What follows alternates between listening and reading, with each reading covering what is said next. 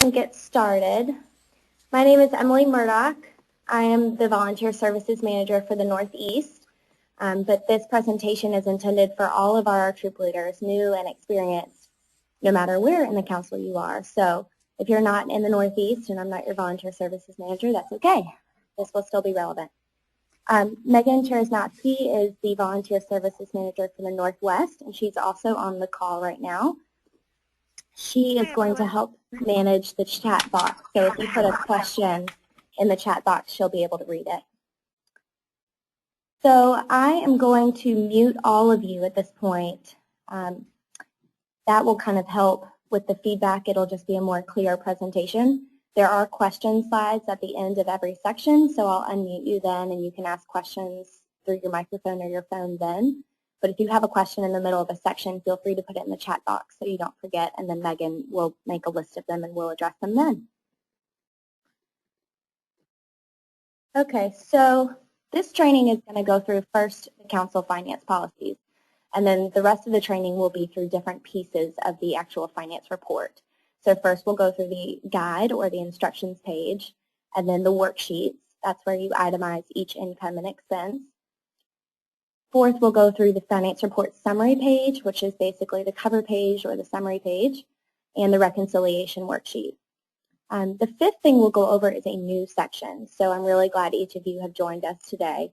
The supplements and comments section is a new section that was added this year, and we'll go over why it was added and what needed addressed and how to fill it out. So by the end of the training, you should be able to properly complete the finance report, and you can download the finance report. So after this, you should be totally ready to go and turn it into your finance facilitator. So first, we'll go over the council finance policies.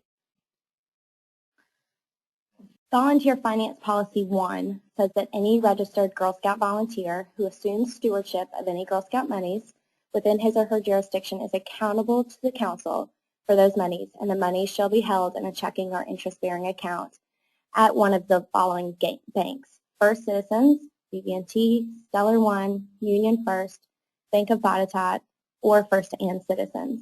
So if your bank account is not at one of these banks, your finance report will not be approved this year. So it's very important to go ahead and transfer banks now if you haven't done so already.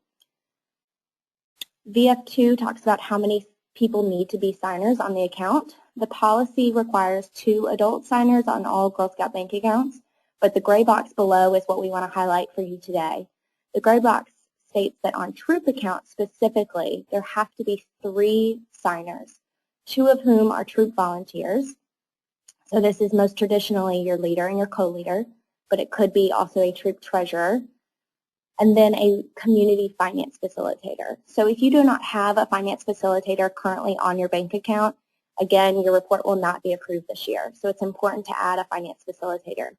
If you don't know who your finance facilitator is, please let me know at the questions period, and we can direct you to your volunteer services manager who can help you figure out who your community finance facilitator is. And just a reminder, each of these signers must have a volunteer application on file with the council and be a registered Girl Scout member. Volunteer Finance Policy 3 says that if you write a dishonored check to your Girl Scout bank account or from the Girl Scout bank account, or if the funds are misappropriated or used for personal purposes, that you could be removed from your position and ineligible for any future positions with the council. And lastly, that you could be responsible for any bank charges and misappropriated funds involved. So this is a very important piece.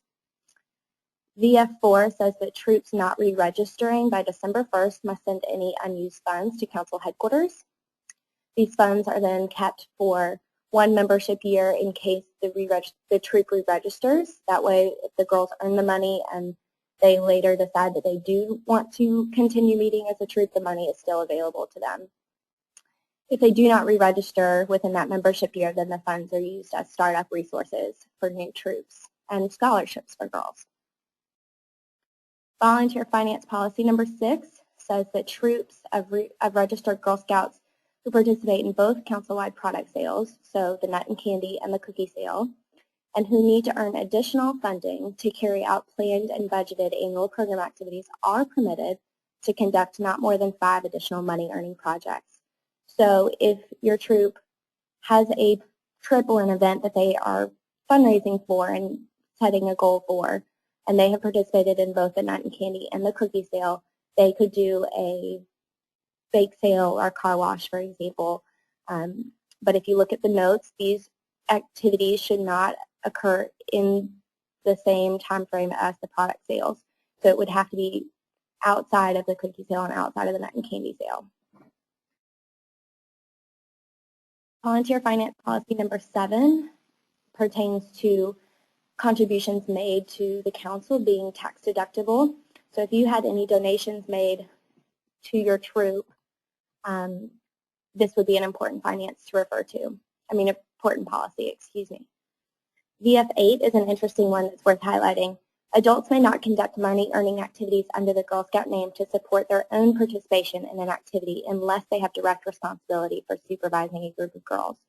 So for example, if Troop 123 wants to go to Walt Disney World, and because of the number of girls in their troop, they must take 3 adults, that 4th adult isn't allowed to be at a cookie booth saying that the money would be going to his participation or her participation on the troop trip.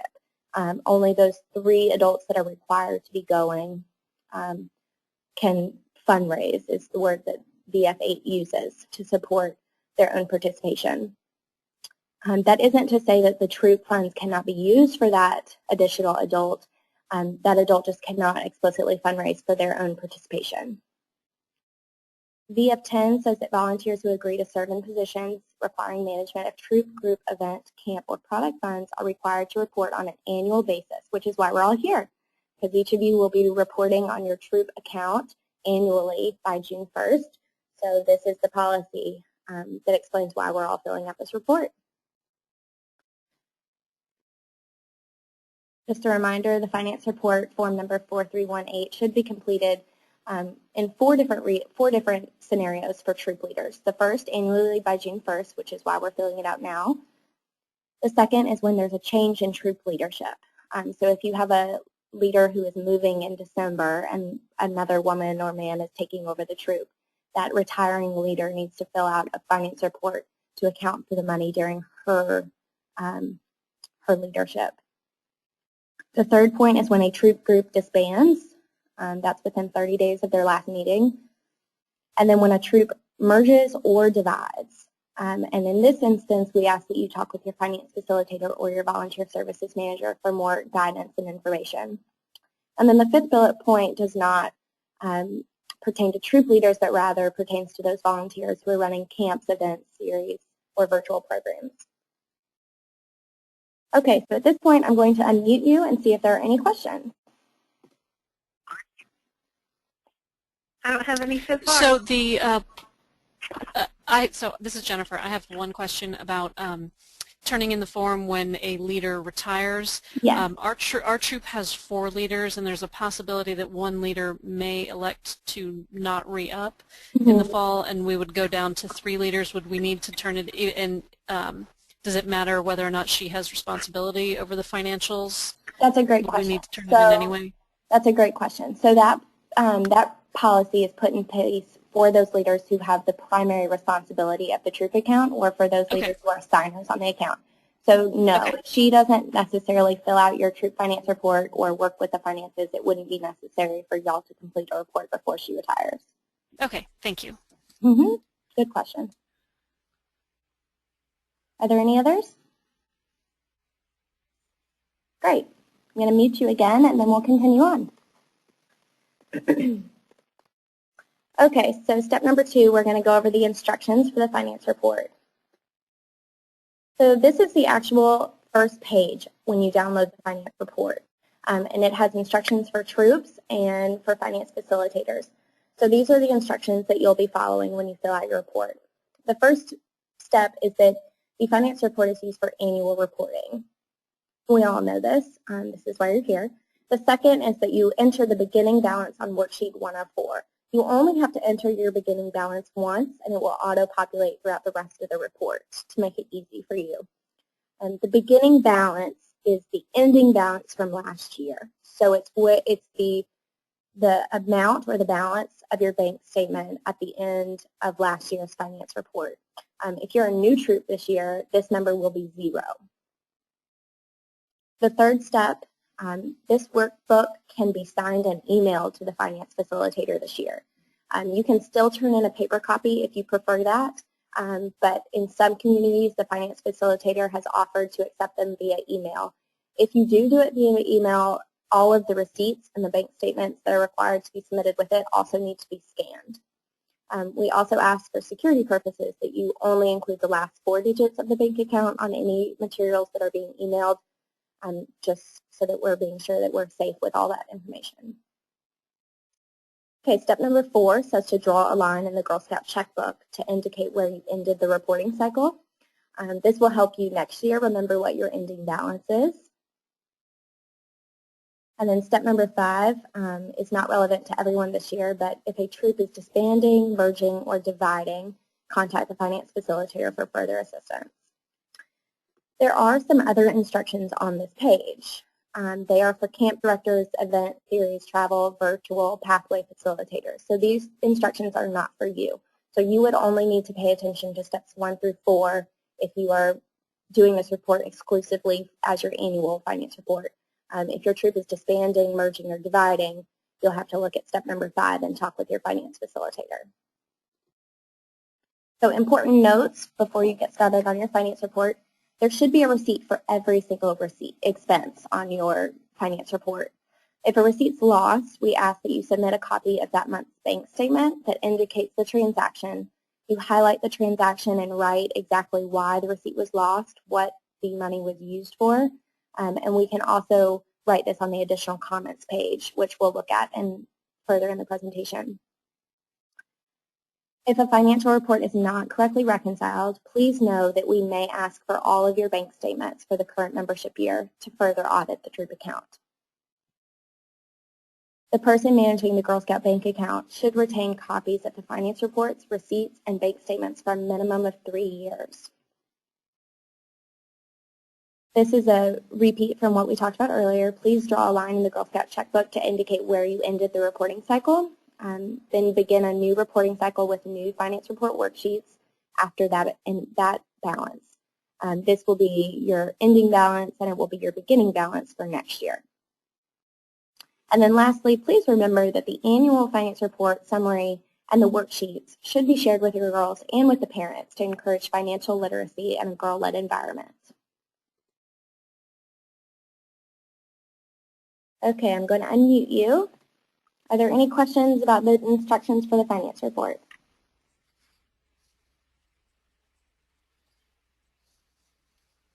Great, then we'll move right along.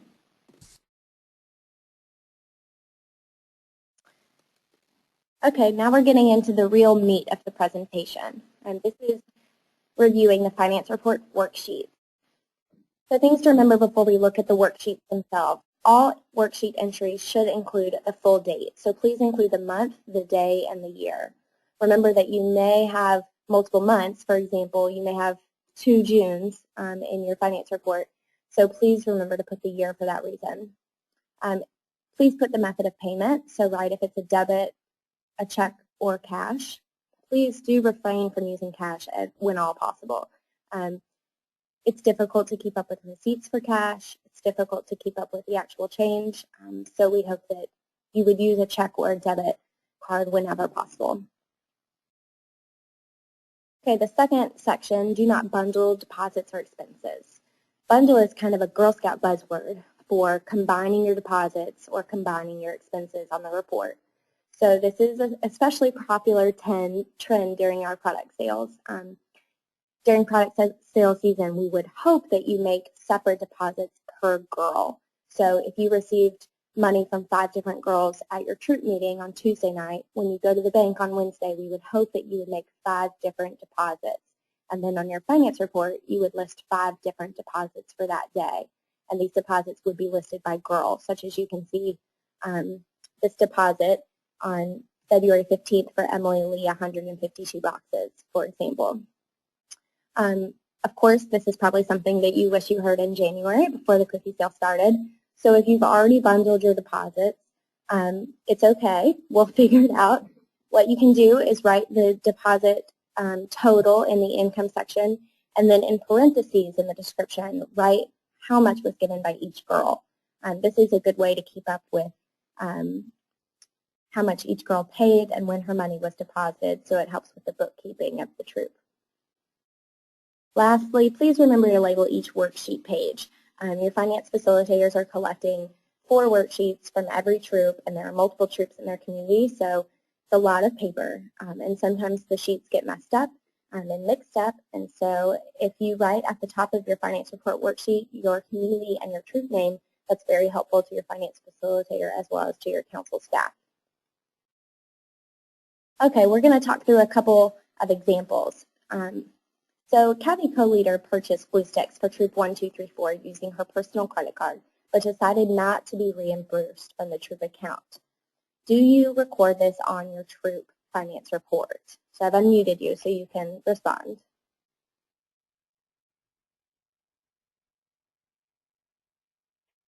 I would say not record because that's not coming from the account.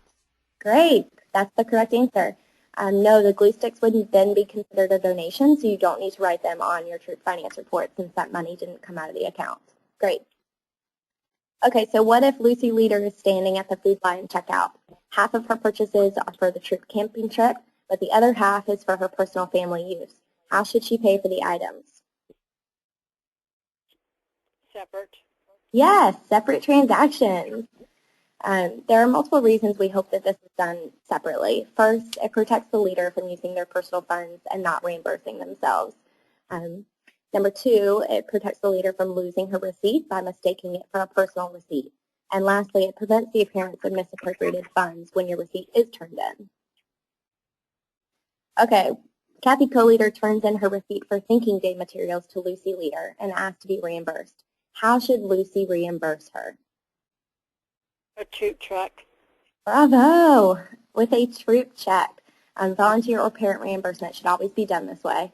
Please write in the memo line of the check the reason for the reimbursement, and then be sure to remember to turn in the parent or the volunteer's receipt with the troop finance report. All right, last one. Kathy co-leader needs cash for Saturday's cookie booth. How should she get the cash? Does she write cash or does she do the check in her name? Writing a check for cash is perfect. She should write a troop check for cash and then process the check, use the process check as the receipt. So there would be 2 separate transactions when you deposit the cookie booth money back into the account. There would be 1 line item for the money from the troop check, and there would be 1 line item for the money earned. Great job. I'm going to mute you all again and we'll continue on. So of course this is a presentation where people say, why don't they tell us this earlier? So for your future reference, a good way to organize this material is with an accordion folder.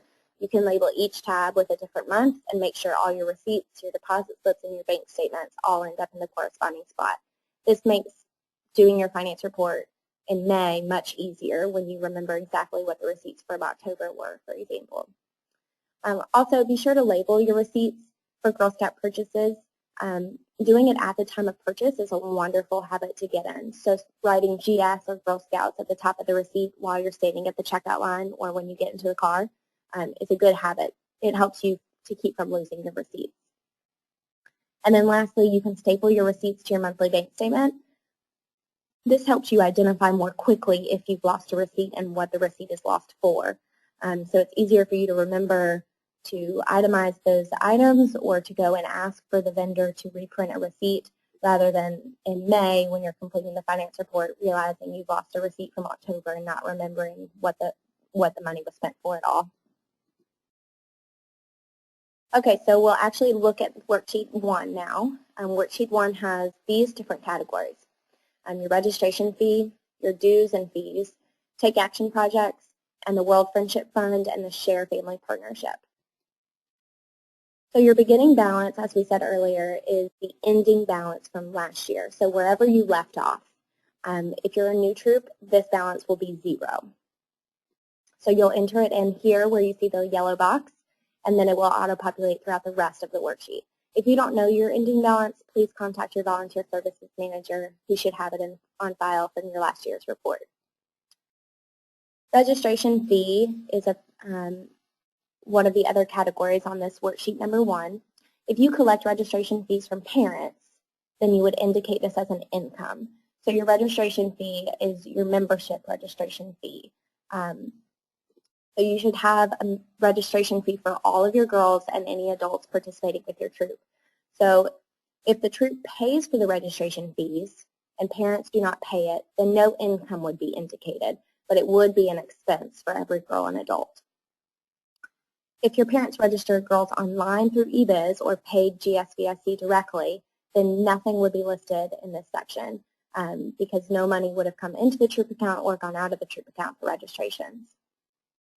A good habit to get in is to list the names of the girls and adults to help you keep track of whose registration was paid through the troop account. And don't forget that if you conduct your registrations through eBiz or your re-registrations through eBiz, that you should print your eBiz registration receipts and submit those along with your finance report. Dues and fees section could possibly be left blank for your troop. Troop dues are not required. A lot of troops do have troop dues, so if you did collect troop dues, this is where you would list those. But for those of you who do not collect troop dues, this section would likely be left blank.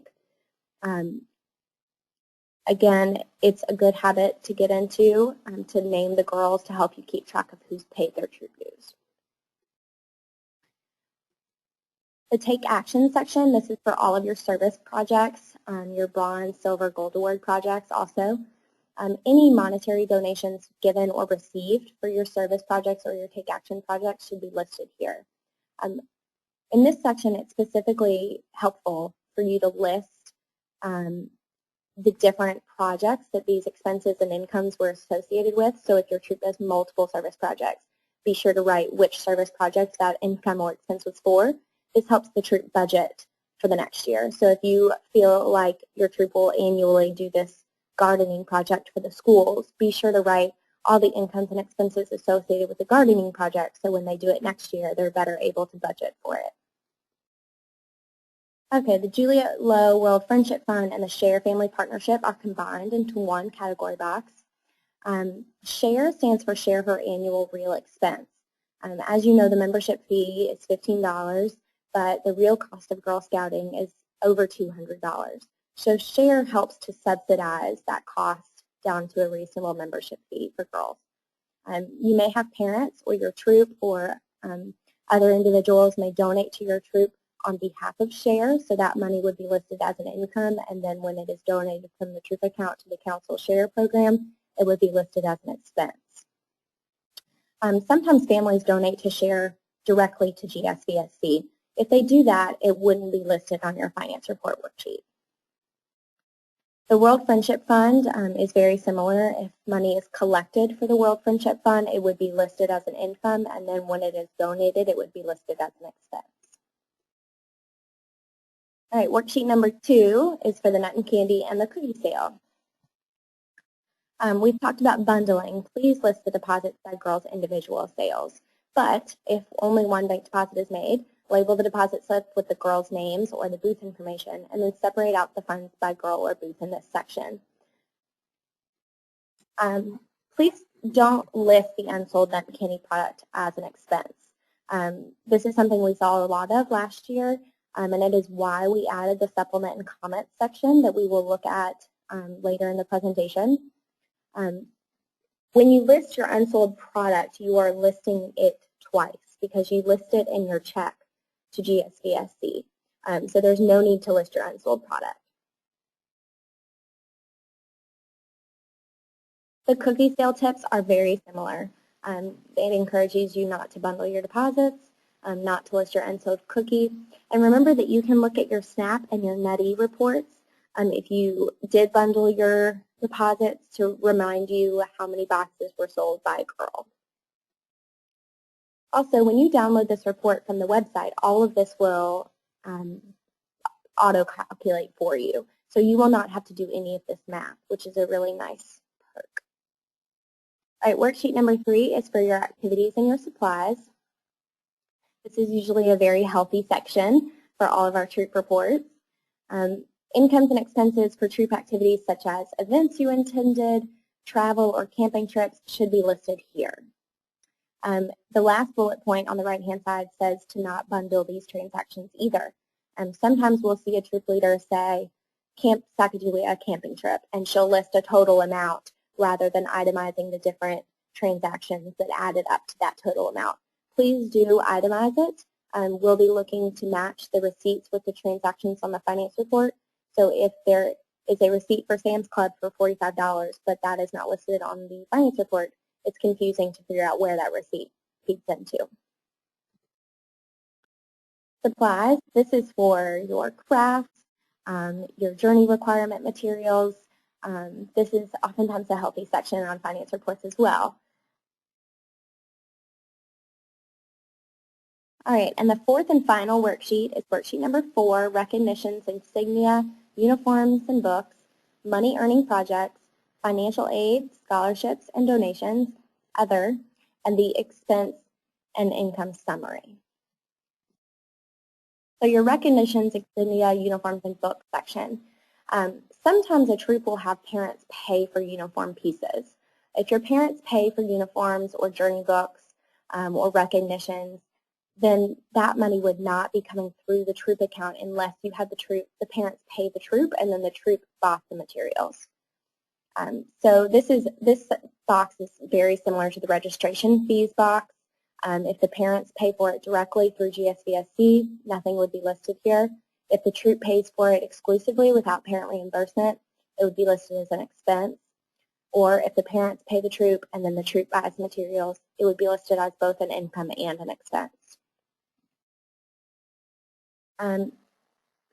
Journey books could be listed here as well as in your activities and supplies section. So don't agonize over which category to place your line item in. As long as it's in the finance report and there's a description of the transaction, it will be okay. All right, financial assistance, scholarships, and donations is another box on worksheet number 4. All monetary financial assistance received or paid should be listed in this section. So if any scholarships are received, this is where you would list that reimbursement check. Other is a section for you to put any other income or expense that doesn't seem to fit in one of the other boxes. If there are bank fees or return check fees, that is probably the section you will list them in. If you are having reoccurring bank fees, however, please do contact us. There shouldn't be bank fees on your account unless there is a reason, for example, an overdrawn account. So if you do have a reoccurring bank fee, please let your volunteer services manager know so that we can resolve the issue. All right, the last section on worksheet number 4 is the summary of incomes and expenses. This will completely auto-populate. Your beginning balance will be auto-populated from page 1 where you entered it in, and then your income, total income, and expenses will all auto-populate from the line items that you've entered in, and the ending balance should be what is on your final bank statement. We'll talk more in a moment about what happens if it's not. So are there any questions about your worksheet? Okay, I have so many questions. I've been on the account for 2 years, but I was not the primary finance person last year, and for various reasons that person had to take a back seat this year. And we have bundling all over the place. Our deposits are bundled, and I think with the cookies I should be able to sort that out. What we have done is bundled reimbursements, and I have the individual receipts from the other leaders for those, but when it comes to putting those in the expense report, is it okay? Should I list the same check multiple times in association with the individual receipts? So it's a great question, and you're not the only troop leader that has this question, so I'm glad you asked. If you were to list the same reimbursement check multiple times, it would mess up the math in the form. Okay. So the best thing to do would be to list the check once, reimbursement check number 1011 for $100, and then put in parentheses in the description line Emily, $25, receipt enclosed. Katie, $35, receipt enclosed, and Okay. so on to total that amount. And then when you turn in your receipts, what you can do is label them. You can say associated with check 1011. And that'll make it easier for the person reviewing your finance report to add up the math for the receipts and realize that, yes, this totals $100, the reimbursement check that's listed here. Okay, so ultimately, when looking at our bank statement, I need to list the thing that shows up once on the bank statement, once on the finance report, and try and explain how it should have been multiple things, but that's exactly right. Year. That's exactly right. Your finance report should essentially be a mirror image of your bank statement, but with more explanation of what the funds were used for. So that's exactly right. And what if our reimbursements were across category? So that's okay. I'd have to go back and look, but I think there's at least one case of reimbursing a leader for craft supplies for an activity, as well as badges that we purchased to give the girls. So that looked like that was going to be across 2 categories. Sure. So I would just pick a category and place it there. The reason that it is split up into categories is to help you look back at your membership year and say, wow, we didn't spend as much money on activities as I would have expected. Or to say, oh, wow, our service projects really cost us a lot of money, so maybe we need to figure out a way to do these service projects more financially smart. So it's really for you to be able to look back at the membership year and decide how to help your girls budget for the future membership year to be able to spend the money on the things they would like to spend money on. So in terms of categorizing your line items, it's okay. As long as it's on the finance report somewhere, I wouldn't agonize too much over which category to put it in. Okay. I think that actually bundles all of my questions into one answer then. Great. I'm glad. Those were good questions. Are there any other questions?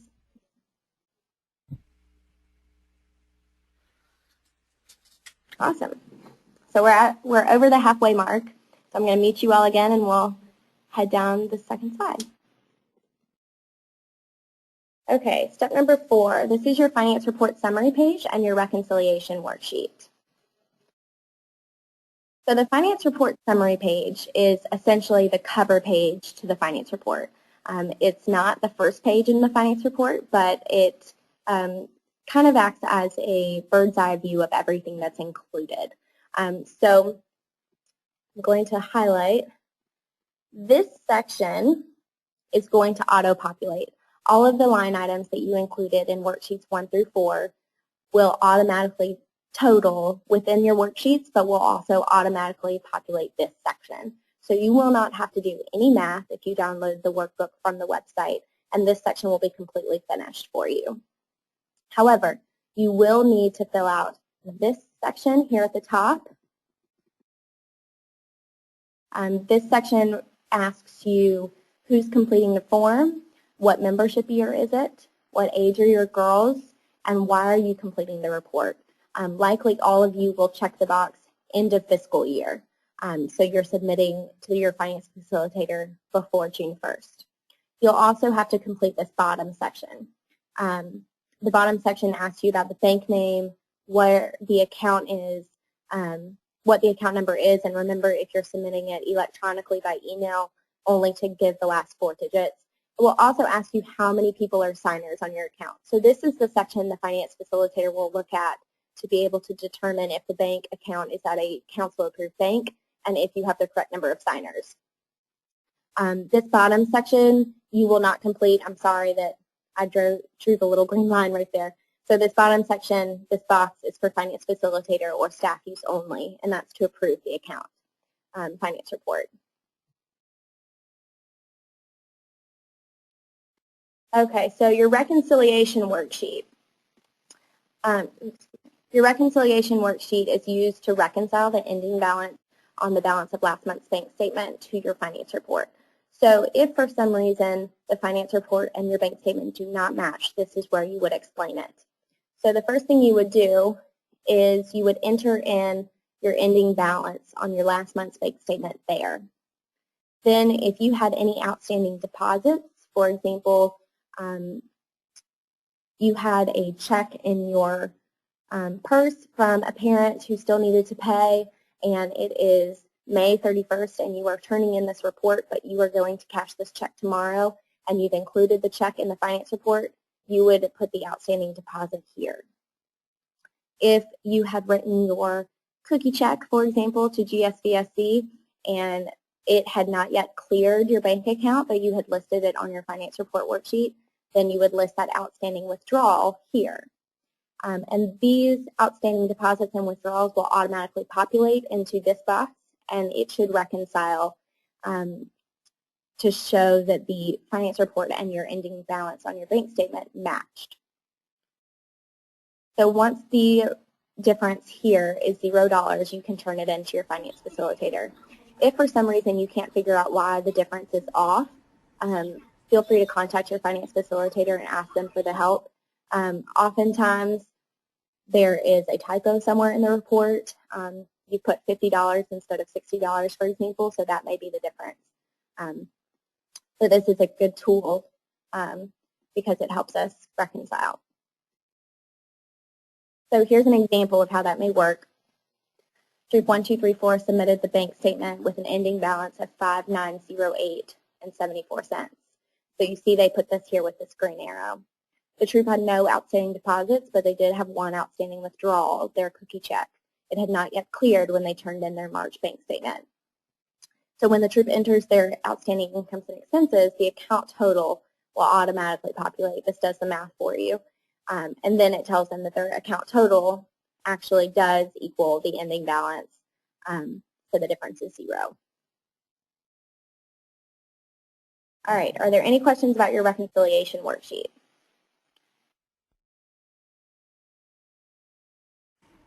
Okay, I have a question. I think. Okay, I'm just making sure you can hear me. I can. I hate to do this, but we have a couple parents that still have outstanding money from cookie sales. Mm-hmm. Should we give them like till the end of the month to pay that, or should we turn them into council now? And like, how do we do that? Yes, so you should definitely submit their names to council. Council can help with some more formal letters, just more manpower, and with the ability to include them in a collections process. It's a much more serious phone call than it would be from a troop leader, for example. Yeah, exactly. So definitely submit their names. I encourage people to submit their names as soon as it becomes a problem for the troop leader. That can be as early as 1 week after the payment was supposed to be due.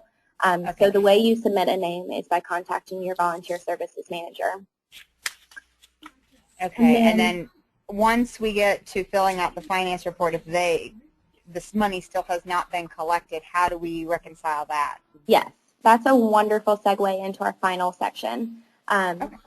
So go ahead and do not list their payment as a outstanding deposit on your reconciliation worksheet or on your finance worksheet, because the sad truth is we don't know if they'll ever pay it. So I wouldn't list it anywhere on your finance report. What will then happen is that your cookie profit will be less than it would have been. The cookie profit will be less however much is still owed to your troop. Okay. Does that make sense? Yeah, it does. Okay. So the final section, the supplements and comments page, is a place for you to explain why the cookie profit is less than it should have been. And that's a perfect place to say, unfortunately, we still are waiting to receive money from these parents in this amount.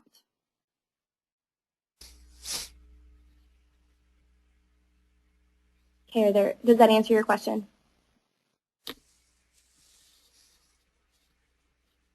Uh-oh, I may have lost. Yes, it does. Thank you. Okay, good. Are there any other questions? No, it does. Are there any other questions about the reconciliation worksheet? Great. So we'll move on to our fifth and final section. Okay, this is reviewing the supplements and comments section. And thank you for the wonderful segue. So the supplements and comments section was added this year. And the reason it was added, it was because a number of our troop leaders last year wanted to explain why their nut and candy or their cookie product profit was not higher. There are multiple reasons that your profit from the product sales could be less than expected. The main reason is that product is bought and then not sold. So earlier we talked about not listing unsold product in the actual worksheet number 2 in your nut and candy and cookie sale category boxes, but rather listing it here. So this section does not automatically populate into worksheet number 2. So it's safe to add whatever number is here to help explain why the profit was not higher. You can use your NUT-E and your SNAP final reports to help you complete this section. And so we're going to look at the nut and candy first. So let's say that Troop 123 sold 150 nut and candy items. So their total retail value was $1,050. They paid a check to GSBSC for $900 for nut and candy, but they did have 3 $7 items that they didn't sell. So this is a small margin. They're only $18 off their original profit. But they still wanted to explain that they were $18 off for this reason. So this is where you would be able to write that in. The cookie section, because the amount that goes to the girls can change depending on how many boxes are sold, has a cookie sale legend. So you do have to pay attention to the legend to figure out which box to put your information into. But let's say Troop 123 sold 150 cases of cookies. The total retail value was $7,200. They wrote a check for $6,030 to GSBSC. They had 10 girls selling who averaged 150 or more boxes. So they are using box B to total their unsold products. They had 36 boxes unsold. So that's $120.60 that the true profit was off. So this is where they can say, this is why $120 is missing from the product because we didn't sell it. So a question I've received is, what if I don't remember? This is an optional page to fill out. So if you don't remember, if you only had 3 boxes of cookies unsold and you used them for troop snack and it wasn't a big deal, then don't feel like you need to pull up your SNAP report and fill this out. This is for those troops that really would like to explain why the money was off, who had large amounts of unsold product, or even those that had small amounts of unsold product but would like to explain why the money doesn't add up.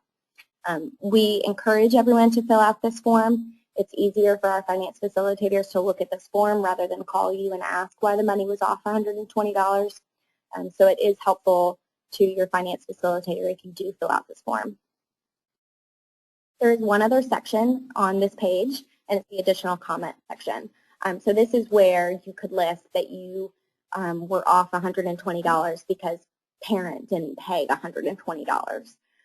You can also make comments about missing receipts or errors here to reconcile the account. Your finance facilitator may also use this section to give you instructions on how to correct your account. For example, if you didn't realize you were missing a receipt, but the finance facilitator cannot find it, they may write that the receipt is missing here when they return the report to you. Okay, so the last bit, now that you're all ready to go fill out your finance report, is where do you find the finance report? It can be found on the website, so you need to go to gsbsc.org/forms, and you should find Form 4318 there. You should download it, and then you can work on it starting today. There are 2 different forms on the website. One is for Excel users who have 2007 or earlier, I believe, so be sure to look at your Excel version before you download it to make sure that you have the correct form for your computer. So that concludes our presentation. If there are any questions about this final section or questions overall, feel free to ask them now.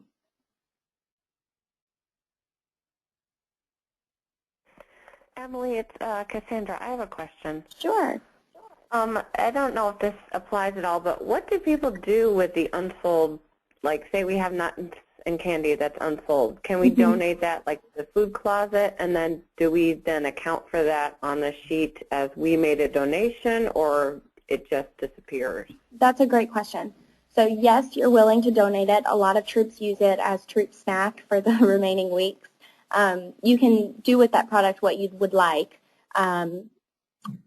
you would not list it as a donation on your finance report because you've already listed it in your expense check to GSBSC for nut and candy.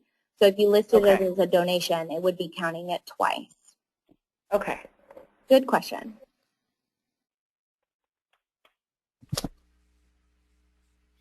Are there any other questions?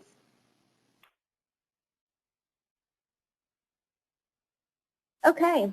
Well, I will stay on the line a little bit longer to see if there are any other questions. But on this slide, you'll see your volunteer services manager's contact information. If you're not sure about which region you're in, feel free to ask. This is the staff member who can coordinate you with finance facilitators if you have questions about your specific community's policies. There are some communities that require that all bank statements be put in with the finance report, or require that the finance report be submitted before June 1st. So again, this presentation is council-wide, so it's the council policies, but your community may have additional procedures. So if you have heard another due date, you should go with your community's due date, as long as it's before June 1st. So with that, thank you so much for joining. Feel free to contact your volunteer services managers or stay on the line if you have more questions. But I hope this was helpful, and we wish you luck in filling out your finance report. And thank you for all you're doing for girls in your area. Thank you. Thank you. Thank you. you. This is Jennifer. I'm in the Charlottesville area, and I'm not sure which of these is my manager. Sure. I'm your manager, Jennifer. Oh, okay. So you can stay on the line and talk with me more, or you can email me if you have specific questions about Charlottesville. I think it might be more like as I get into it, if Sure. I run into a problem. I Because I'm the one understand. who's taking over midstream, so I think I can figure it out. But Okay. thank you very much. Of I appreciate course. this. Feel free to contact me if you get into it and have a question. Okay, thanks a lot. Mm-hmm.